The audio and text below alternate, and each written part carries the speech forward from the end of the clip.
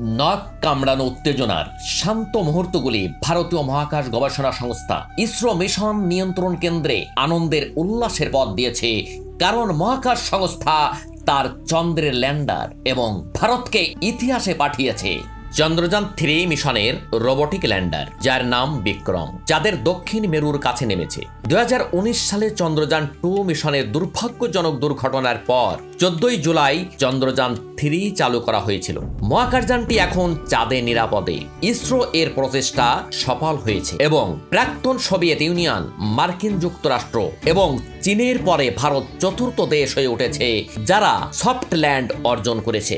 ইসরো চন্দ্রযান-2 এর চেয়ে চন্দ্রযান-3তে অনেক বেশি অপ্রয়োজনীয়তা এবং সুরক্ষা তৈরি করেছে।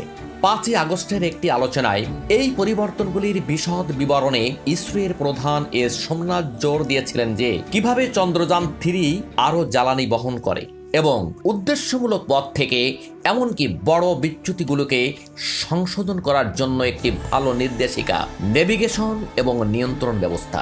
চন্দ্রযান-3 এর জন্য 21টি ছাপ সিস্টেমের উন্নতি হয়েছে।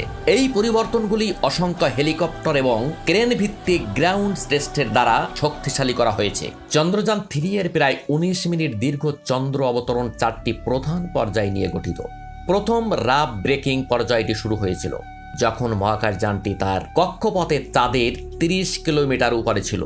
এরপরে একটি সংক্ষিপ্ত কিন্তু গুরুত্বপূর্ণ 10 সেকেন্ডের অ্যাটিটিউড হোল্ড পর্যায়ে এসেছিল, যেখানে ল্যান্ডারটি তার বিভিন্ন অবতরণ সেন্সারগুলির জন্য লোমিং চন্দ্র পৃষ্ঠের একটি সফট ল্যান্ড পেতে তার 8টি ছোট থ্রাস্টার ব্যবহার করে নিজেকে স্থিতিশীল করে। উচ্চতা পরিমাপের জন্য চন্দ্রযান-3 দুটি অল্টিমিটারের উপর নির্ভর করে, একটি লেজার ব্যবহার করে এবং অন্যটি মাইক্রোওয়েভ ব্যবহার করে। সামনে ইসরোর পক্ষ থেকে অনেক নতুন ও ইতিহাস গড়া মিশন আসতে চলেছে, সেগুলি আমরা পরবর্তী ভিডিওতে আলোচনা করব।